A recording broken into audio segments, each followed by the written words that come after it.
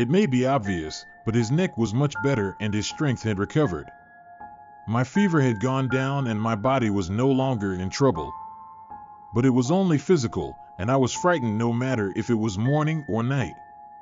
I was afraid of where and when the ghost would show itself. I had sleepless nights, could hardly eat, and was always on the lookout for signs of things around me. Naturally, I could not have a proper social life. My parents contacted the company and I resigned.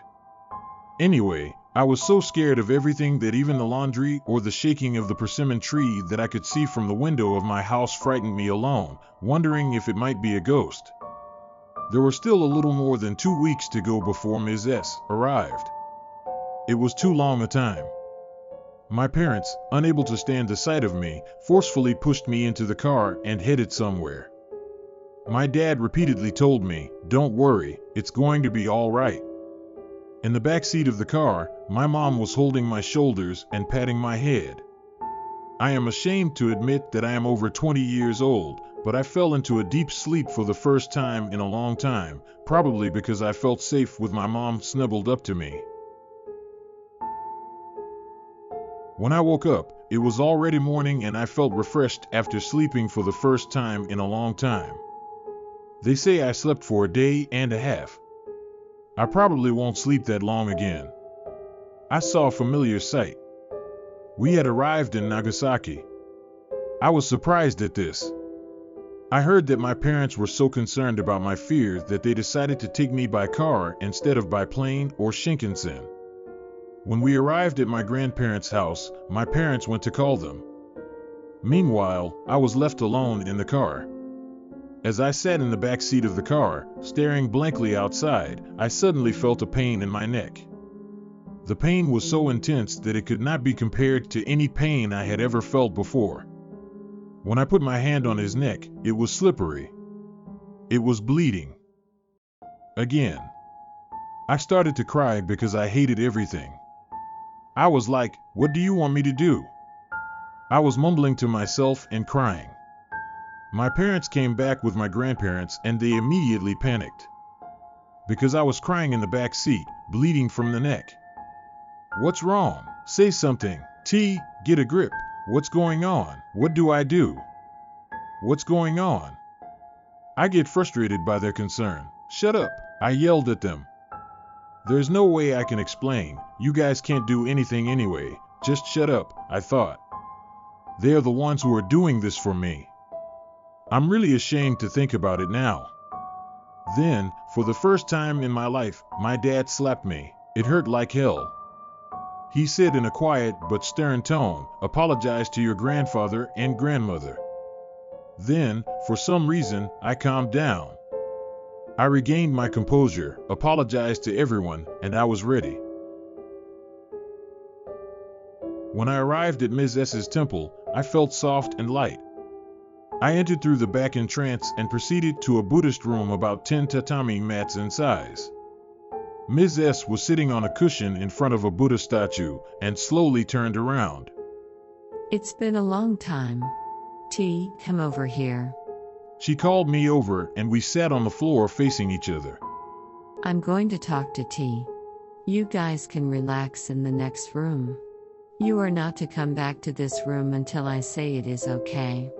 Grandpa, Ms. S, please take care of T. Grandma, don't worry, T, Ms. S, will take care of it. Listen to her instructions carefully. See? I cried again at the sight of my grandparents who were constantly asking Ms. S to take care of me. Ms. S asked me to come closer to her and sat down so that we were knee to knee. She took my hand and looked at me with a kind face without saying anything for a while. "What should I do? T, are you scared?" "Yes." "I feel you. I can't just leave it like this." "Well." "Oh, don't worry about it. I'm talking about this side." "Don't worry about it. Of course I care." I was so overwhelmed with feelings. I'm really immature as a person. I said, "What's going to happen to me? I want you to do something about it as soon as possible. What is this all about? Why is the vindictive spirit following me? Give me a break. Can't you do something about it? I haven't done anything wrong, have I?" Sure, I've been to haunted places, but why do I have to go through this? Does it have anything to do with the fact that I bowed in front of the mirror? I don't get it. I'm so frustrated. I was completely taking it out on Mr. S.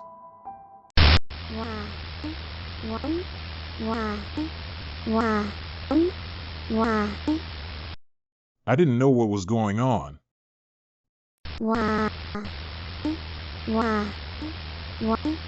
I heard a high-pitched, inflectionless voice, like a parrot's. It took me a little while to understand that it was repeating, "Why?" and it took me a little while to understand that it was repeating.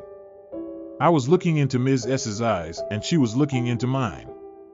Ms. S's face, which had been kind, had become expressionless. I knew there was something on my left. It flickers in and out of my view. I should not have been, but I turned my head to the left.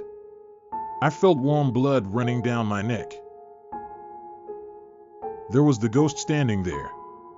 It was looking into my face with its body bent in a crooked position. This is a temple, and Ms. S is right in front of me, so why does she show up here too? Her face was right in front of me. She was peeping at me curiously, moving his face in small wiggles. She looked at me curiously, moving his face in small movements.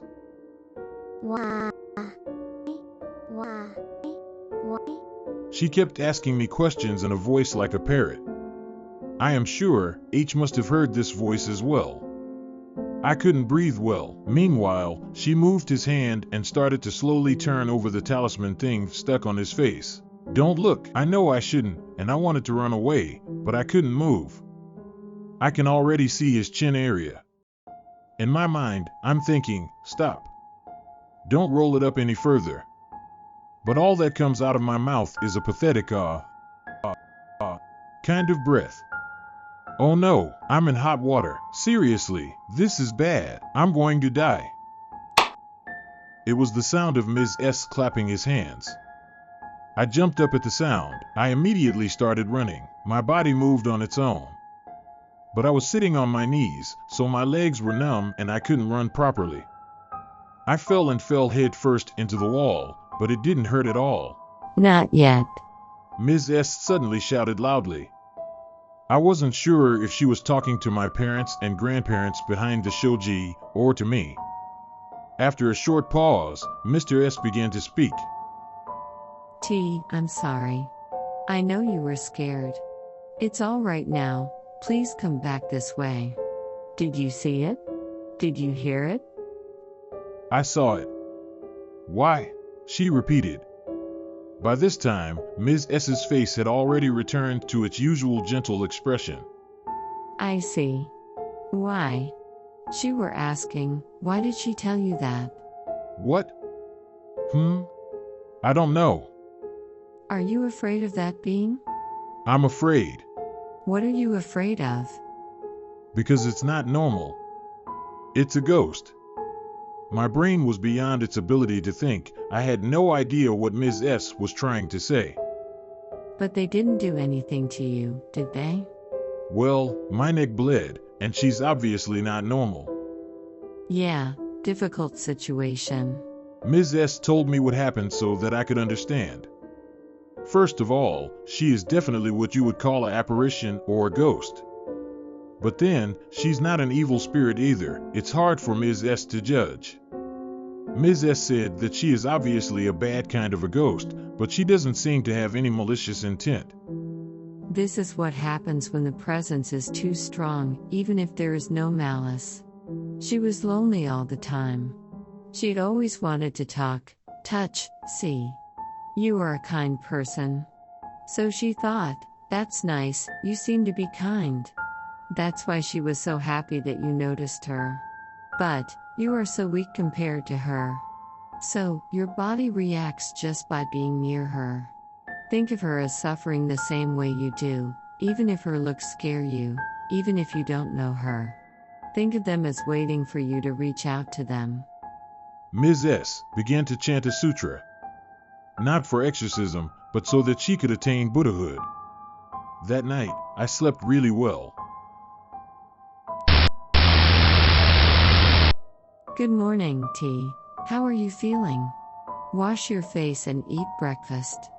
After you finish eating, we will go to the head temple together. The head temple is a temple that has a special status in a particular sect of Buddhism in Japan.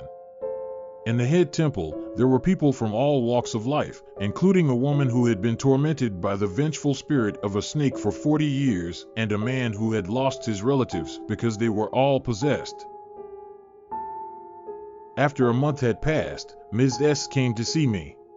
Oh my God, you look much better. Yes, thanks to Ms. S.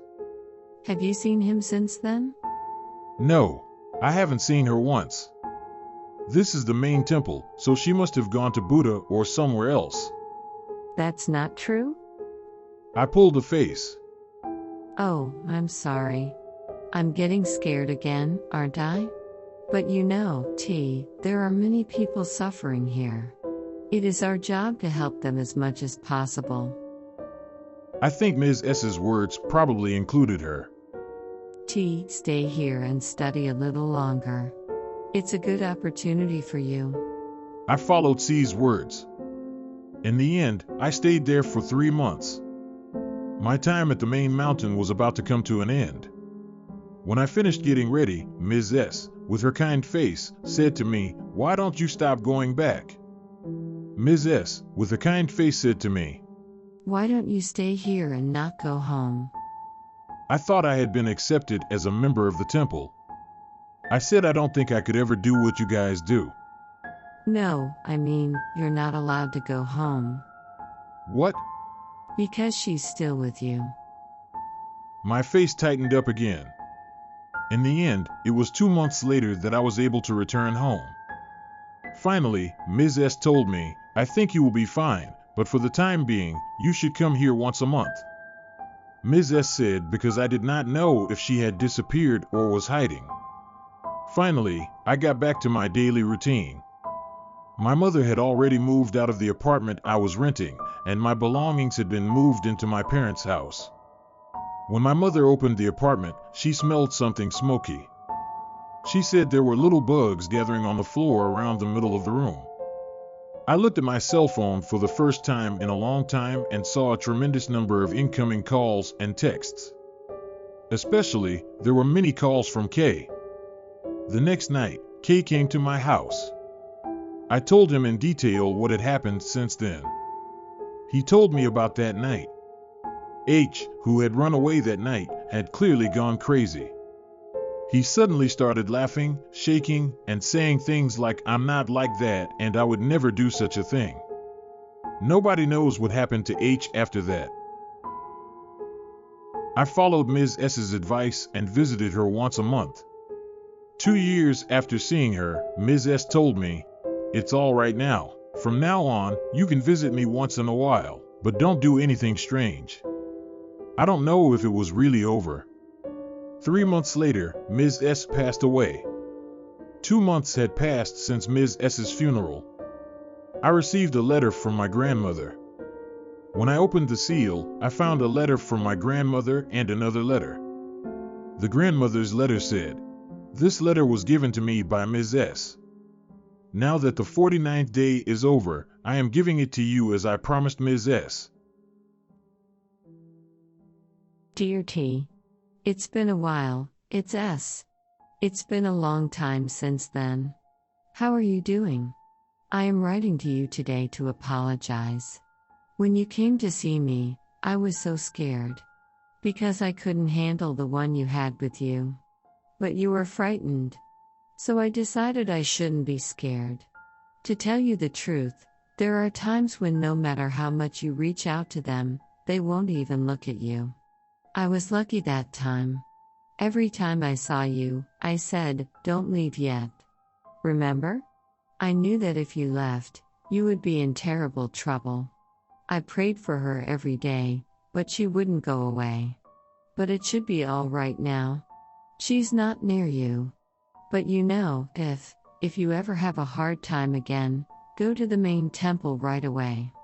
If it's too painful, surrender yourself to Buddha. When there is nothing left but pain, make up your mind. I never want you to die. But if it's not over yet, It means the hard time is not over for you. Really evil beings take their time to torment you. They never let it end. They gloat when they see you suffer. Please listen carefully to what I am about to say.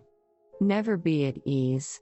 Always be careful, stay away from suspicious places, and don't do anything unnecessary. I always pray that T can live each day in good health. From S. As I read, I can feel my hand shaking as I hold the letter. I am also sweating uncomfortably. What the hell am I supposed to do?